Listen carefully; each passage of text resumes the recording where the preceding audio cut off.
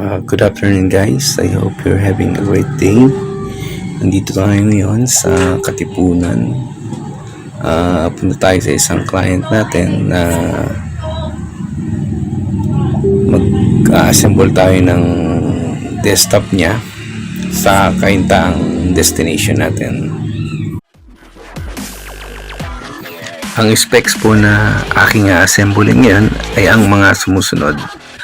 Para sa casing, Thermaltake TT Versa H64, CPU cooling, ID cooling SE234 sRGB, ang ating pong video card Asus RTX Top Gaming OC 6GB, ang monitor po ay Samsung F350 LED PLS with adaptive FreeSync, ang ating pong motherboard Asus Top C490C Plus Wi-Fi.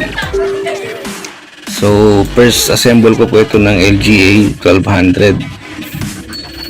And sa ating power supply, CM Cooler Master 650 watts bronze.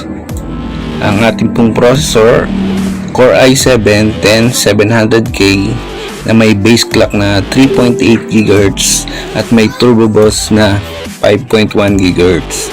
8 core po siya with 16 thread and 60 MB of cache. Ang ating pong memory, 32 GB Kingston Fury RGB, at ang ating pong SSD is yung Samsung 860 QBO. Tapos with Windows 10 Pro license.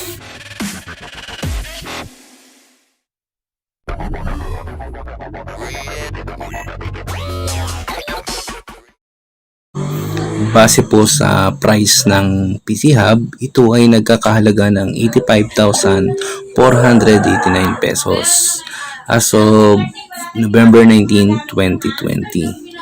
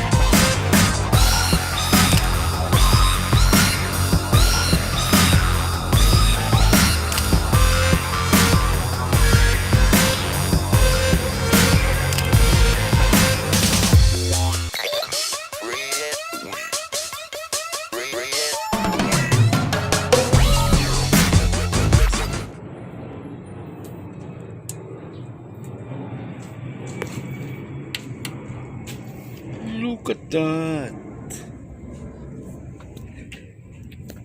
No display. Siyempre. Ang cute naman. Look, my namlock. What does it mean, guys?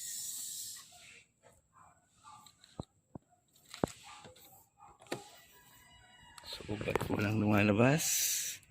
Let's see.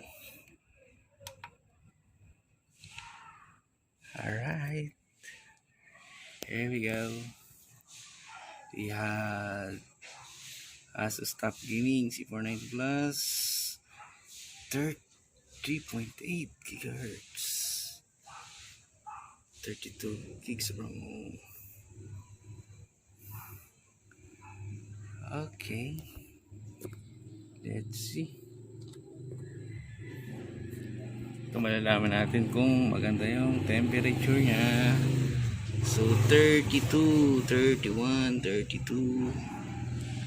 Some CPU fan. Ay, gwapo talaga nung fan, oh.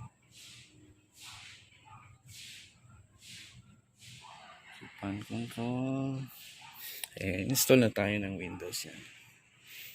Ito tayong yan, Microsoft.